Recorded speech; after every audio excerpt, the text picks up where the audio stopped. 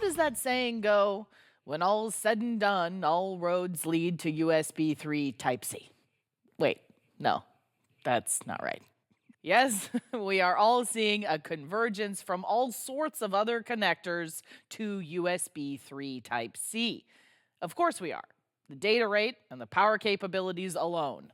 And don't get me started on that reversible business. But what really makes USB 3 Type C the best solution for a whole lot of applications? Well, I'm glad you asked, because that's exactly what we're talking about today.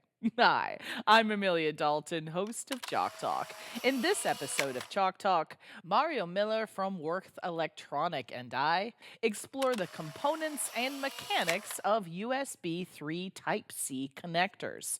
We also investigate the benefits that super speed lanes and power filters bring to these connector solutions, and how you can get started using Würth Elektronik USB 3 Type C connector solutions for your next design. And before we get started, don't forget to click that link.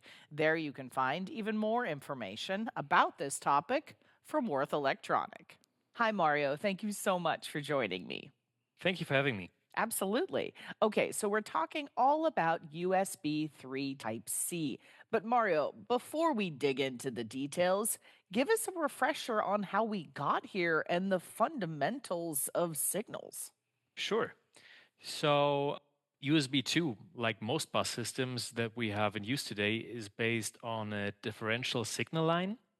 And when we draw the equivalent circuit of this transmission line in a simplified way, we end up with this version of basically a Wheatstone bridge. If this bridge is ideally balanced, any common mode noise that is caught within this big loop here actually will have no impact at the load. However, if there are some minor differences in the coupling impedances for the individual current paths, a part of the common mode voltage is added to the differential mode signal. In this case, the common mode rejection is not infinite, and we will see some interference at the receiver. In most implementations of USB 2, we will see some variations of this schematic. Probably the most important part here is the common mode choke that is added to the differential signal pair right here. The winding of the common mode choke is designed so that the magnetic flux of the useful signal will cancel out. So there is actually no attenuation of the ones and the zeros of the signal. The residual common mode noise that was not rejected by the differential signal line will be filtered out. In addition to the choke, we also have a basic T filter for the supply voltage and a transient voltage suppressor for the ESD protection. This combination of components usually will ensure that the interface works without interfering with the surrounding circuitry. Okay, so Mario, how did we transition to USB Type C? Yeah, so I think the first mass transition that we saw in basically consumer devices is that from proprietary connectors to USB, which was certainly driven by the adoption of smartphones and their peripherals. I think if you go on Amazon looking for rechargeable devices, you will still find lots of USB micro driven devices because the cables are like really cheap and manufacturers can just save the costs to include them in their own package. Then again, USB 2 was not sufficient for all applications in terms of data rate and power capabilities. So, what we saw was that a lot of devices still had not only the USB port, but also specialized connectors, for example, for charging or for high data rate applications like video streaming. Some manufacturers, like Apple, held on to their own proprietary connectors to compete with the USB micro. That was arguably because their design, in my opinion, was a little bit better than the USB micro. Then USB 3 came along and introduced, along with other features, the new USB Type C connector. This new interface is capable of much higher data rates, making specialized ports like HDMI redundant. And with higher current capabilities, power jacks like the DC barrel also were slowly replaced. Even Apple, they started to replace the Lightning port with USB-C, not only due to the pressure of the European Union, but also because it was, in my opinion, the superior interface for their devices. So over the last couple of years, we have seen a steady convergence to USB Type-C cables for pretty much every handheld device out there. So, Mario, can you also explain the mechanics here? Yeah, sure. Let's have a look at the connector ports without the surrounding oval housing. Compared to the old USB-A connector, we have a much higher pin count. We now have 24 pins instead of 4. The housing of the connector has shrunk by a significant margin. Also, the connector is reversible, which is only resolved on the PCB level, but not inside the connector. So we have lots and lots of pins going from the connector onto the PCB. All of these pins, double or not, have to find their way onto the PCB, which results in a very, very fine pitch. And, and a fine pitch connector, like this one, is pretty hard to design, especially when you consider the 10,000 mating cycles it has to endure. The receptacle has these contact springs, and on the plug you can see corresponding contact surfaces. Retention springs help align the plug and the receptacle and ensure a defined retention force. While it looks halfway simple in the unconnected view at the top, in the connected view at the bottom, you can see the intricate details gripping onto each other. There's a metal bridge that you can only see in this picture that we have at the bottom here. And the metal bridge is inside the receptacle tongue for improved stability and also shielding between the two sets of pins. So again, this is a much, much more complex design that we have for the USB Type-C connector than what we were used to for the USB-A connector. So, Mario, also talk to me about the different pin functions. Yeah. So like I said, we have 24 pins instead of 4, which is like 6 times what we had. Half of these 24 pins on the USB Type-C connector are inherited from the USB 2 standard. That is supply voltage, ground, and the differential data pair. These are shown in gray here. It's important to have these for downward compatibility in a USB-A to USB-C cable. Maybe surprising is the large number of power supply lines. There are 2 main reasons. First, the higher currents specified for the connector are spread across all lines, and we're talking about 5 amps here, so this is quite a lot of current for this small of a connector. Second, the connector being reversible means that power and ground must be available on both sides, so at the top and the bottom. Talking about the reversible connector, to identify the direction the plug sits inside the receptacle, 2 pins, namely CC1 and CC2, are used in the discovery process. The sideband use pins, named SBU here, they can be used for auxiliary low-speed signaling, which is used in alternate modes, like audio accessory or when the USB port is used as a display port. This leaves us with the pins marked in red. These are 4 physical superspeed lanes, which were added to supplement the differential pair of USB 2. All right, so Mario, let's also discuss the super speed lanes of USB 3. What kind of improvement are we talking about here compared to USB 2? So the superspeed lanes are also differential signal lines, just what we know from USB 2. The difference here lies in the much smaller voltage and resulting smaller currents. By tightly coupling the differential signal pair, we see a compensation of the magnetic fields within that loop. This in turn leads to less interference with surrounding wires in the cable, even though the transmitted frequencies are much higher. The protocol defines a dual simplex signaling mechanism with a rate of 5 gigabits per second for each channel. This enables the simultaneous transfer of data to and from the device, as opposed to the single duplex that we had for the USB 2 bus, where input and output could only occur one after another. The newer generation even offers 10 gigabit per channel. Looking at these numbers, it's really amazing to me that this is not some kind of bleeding edge technology sitting somewhere in a lab, but this is a real world application that we can put to use in our everyday lives. This was impossible 20 years ago. All right, so we should also talk about the signal integrity aspect of these solutions as well, right?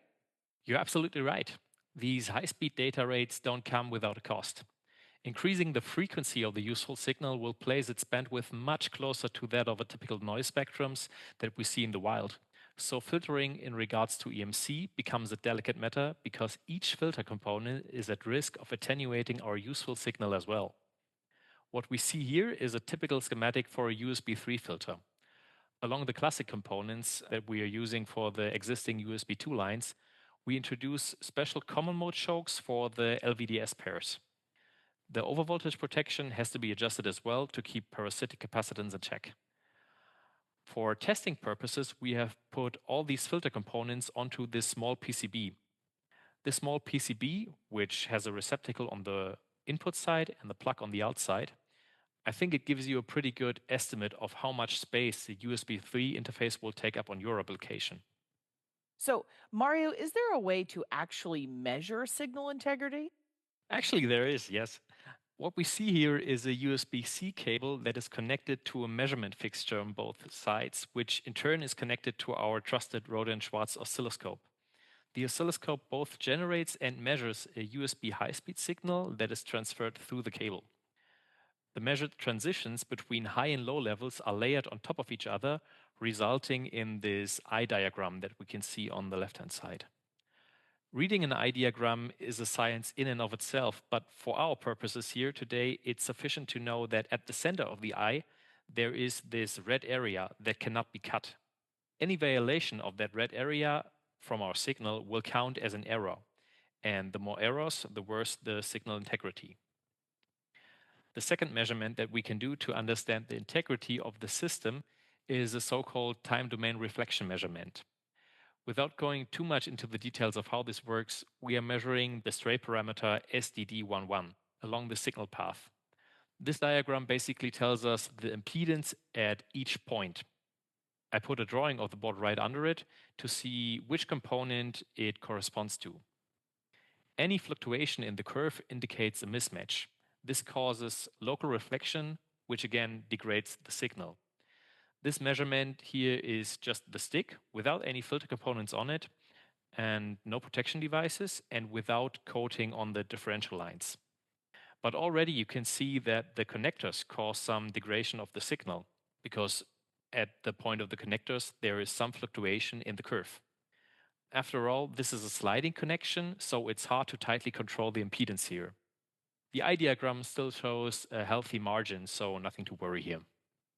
All right. So, what results are you seeing with the aforementioned filter design? Yeah, great question. The first component we put onto the board was the common mode choke. It was selected due to its low capacitance from one line to another, resulting in this differential mode insertion loss we see in the diagram on the right-hand side. So this common mode choke was especially designed for this kind of low voltage differential signal lines. The green line here is our new measurement with the CMC inserted. Again, we see a new fluctuation that is to be expected with every anomaly along the signal path. Also, we see our eye diagram's margin shrink a little bit, but we're still not cutting through the eye, so everything is still safe. The next component we put onto the board was the ESD protection. For the suppressor diode, we can see a difference between a regular USB 2 type on the top and a SuperSpeed type at the bottom. For the SuperSpeed type, the parasitic capacitance is much smaller in the range of 0. something picofarad. This results in an attenuation curve that sets in only in much higher frequencies. So from this suppressor diode, I expect a lot less attenuation on our signal. Again, the TDR measurement shows another fluctuation exactly where the component was placed. Also, the eye diagram closes and our margin again shrinks a little bit.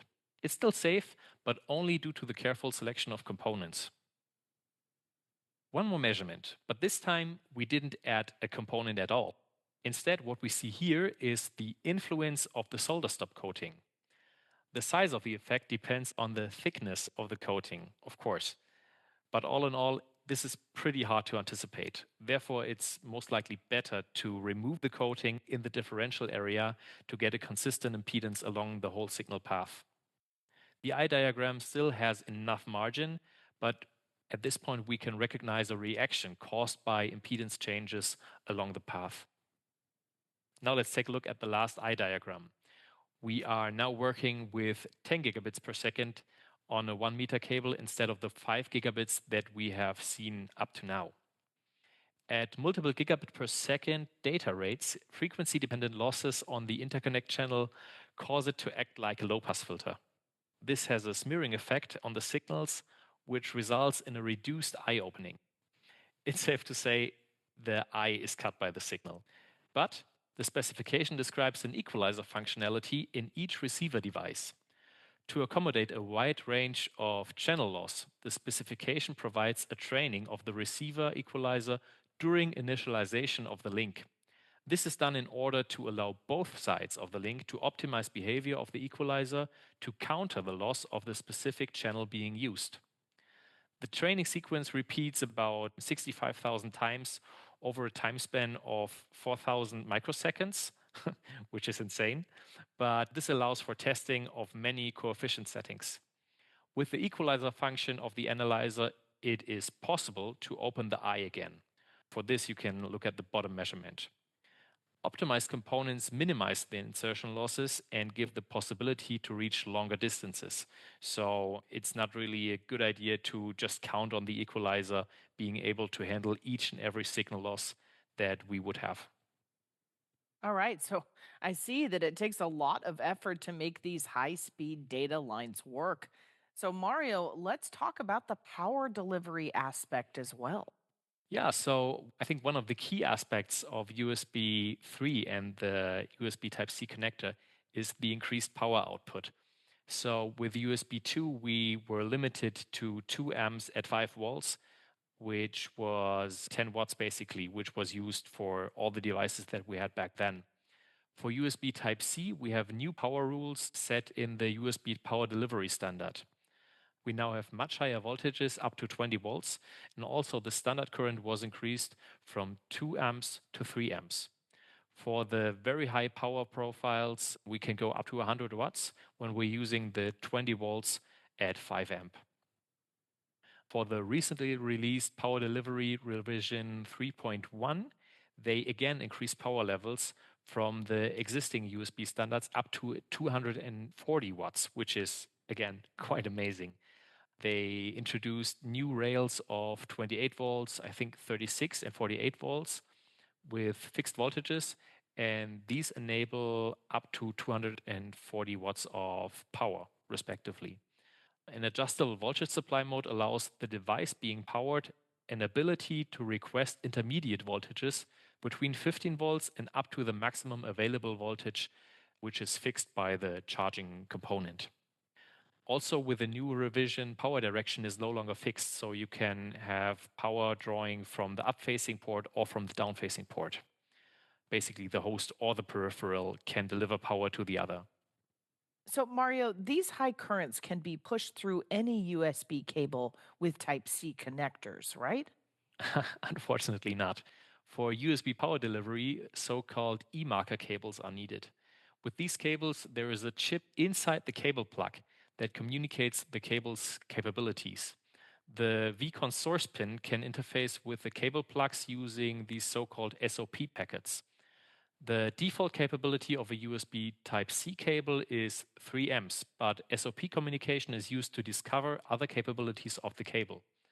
So if you really want to use higher currents than is specified without the power delivery, you first have to ask the cable if it is even capable of transferring these currents. Otherwise, you would basically conduct a glow wire test. So, lots of current usually means a lot of interference. So, we should also talk about the necessary power filter as well, right? Exactly. The power filter, as you can see, is a little more pumped up from what we know from USB 2. For USB 2, we used a basic T filter using 2 chip beat ferrites and 1 ceramic capacitor. But for the power filter that we have for the USB Type-C board, we have to withstand not only 2 amps, but 5 amps, which, as you mentioned, means a lot more interference. So the filter has to be a little more beefy. So what we used here was basically an advanced pi filter, or let's say 2 T filters in series, consisting of, again, 2 chip beat ferrites. And what we added here was a power inductor or a storage inductor. At the selection of the storage inductor, it was important to have a material that is capable of very high saturation currents. Because for these applications, as a filter, we want to use the inductor at its peak performance. So we want to have it almost at its rated current without losing too much of inductance due to saturation. So what we see on this slide is both the saturation current in blue and the rated current in red. And you can see that the inductor loses almost no inductance, even though it is reaching its rated current, which you can see on the right-hand side, which is a measurement we did with the FLIR camera. And you can see that the inductor gets quite hot compared to the rest of the components. We're seeing a temperature of 67.7 degree, which is 40 degree over room temperature. Fantastic. Well, Mario, I think that's all I have time for today. Thank you so much for joining me. Again, thanks for having me. And before we go, you didn't forget to click that link, did you? There you can find even more information about this topic from Würth Elektronik. For Chalk Talks, I'm Amelia Dalton from eejournal.com. For more Chalk Talks, head on over to the Chalk Talk section of EE Journal. You can't miss it, it's right across the top. Or head on over to YouTube, youtube.com/EEJournal.